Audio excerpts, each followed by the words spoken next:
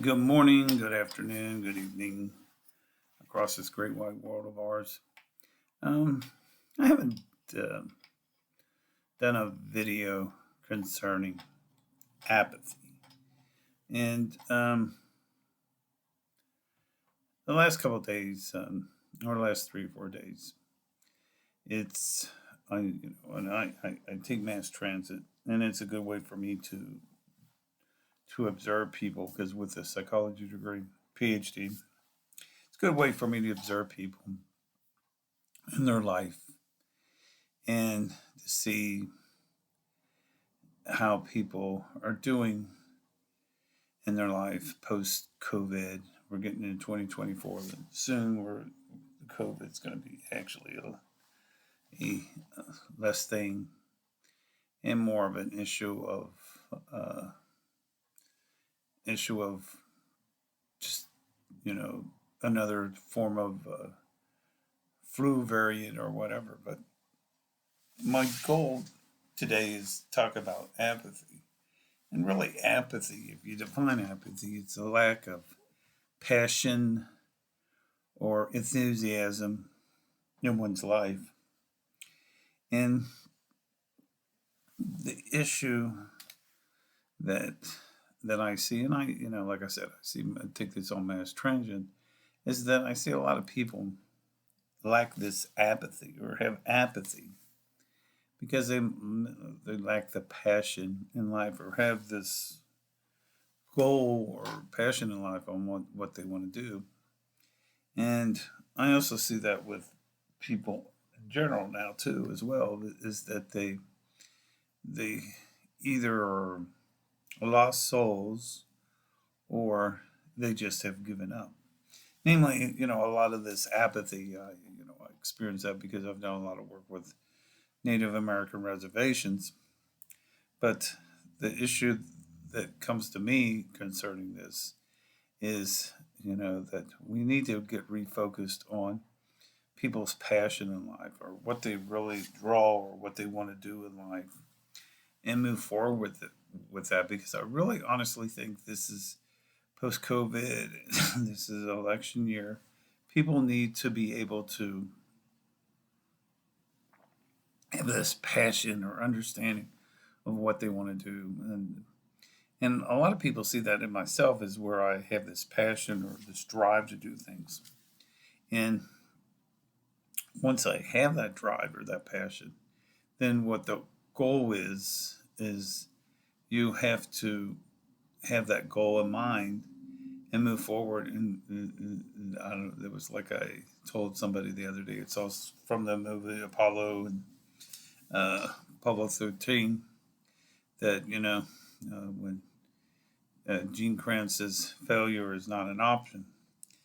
I, I often think that failure is not an option, and that the action plan in itself is non-apathy, or in other words, having the passion to do what you really want to do and follow that goal, regardless where you are in your life. And when we talk about that, like, a lot of people have this non-existence of apathy because I really believe that part of this comes from the fact that it's entitlements from the government and that people go on SSDI or they get money in uh, uh, food assistance or other assistance.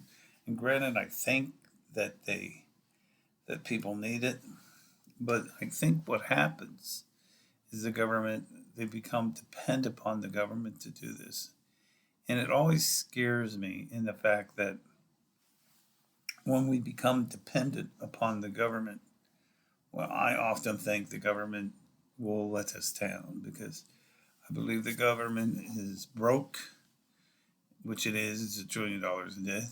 It's dysfunctional, and I've talked about this before in my other channel about the Bureau of Indian Affairs or BIA.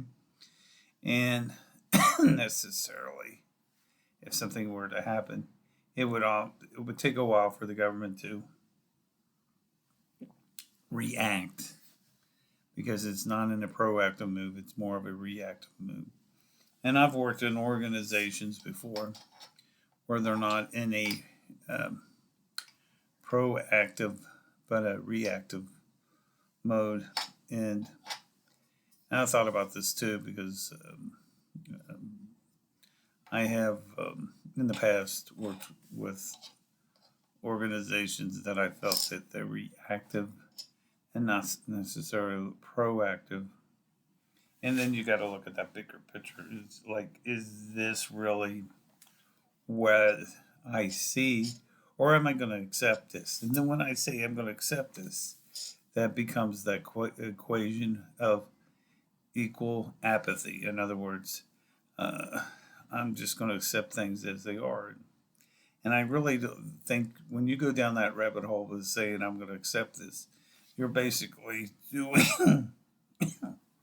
what I call accepting a standard of existence equal to apathy. And like I said, apathy is an issue where I think a lot of people, we need to look at it because this, like I said, is a major election year. And when you look at it, the presidential candidates that we're having, we had those presidential candidates 4 years ago. And when you really think about it, honestly, with people on, we have accepted, what I call apathy, accepted this, and we really have the two candidates that are running again that ran 4 years ago. And when you have to honestly think to yourself, is the country as a whole better off than it was 4 years ago? And the answer is no. And then when we think about it, let's look back 8 years in the past. Is the country better off than what it was 8 years ago? And an honest answer in my mind is no, we're not better off. It's because government has increased. We have dysfunction in the Congress. We have dysfunction, I think, in the federal in the courts. And the goal is that as a society or as a country, we have accepted apathy. And it's at this point that I feel with the apathy, we may end up going down that snake hole and asking for something of a dictatorship that emerges. And then this usually happens with many countries. We could talk about Greece or the Roman Empire. We can talk about um, early Greece or Greek, or talk about how other societies such as um, I'm trying to think of other societies. We can talk about the rise of fascism in Germany because the fact of the people had accepted, didn't want the apathy, and at that some point they put in a very bad person that really took them down a wrong road in Germany and caused a lot of consequences with a lot of Jewish people. So, and all this stemmed from the fact that people had apathy. And like I said, we're heading down that same road here in the United States. Because like I said, I see that on the bus and see people apathy that we just accept things. And it's the same thing when we talk about sports and we talk about anything in life. Bad service, for instance, post COVID, you could see bad service at the banks, bad service at restaurants. It's not that people are bad, it's just that we have apathy. We're at that point where we take things and accept bad service. And that was never an issue in the American public's eyes. That we'd always had this passion and drive to move things forward. And we do with certain people and certain institutions, such as Elon Musk, SpaceX program, where he's taking that program and move forward.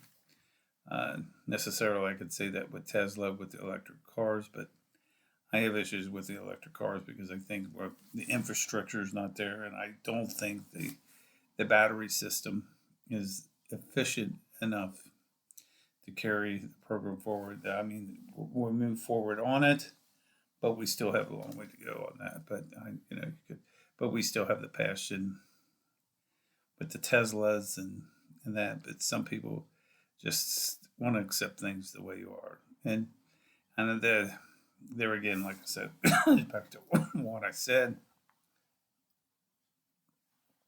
concerning apathy. It's like this morning I woke up and thought, what do I want to do today? What do I want to achieve?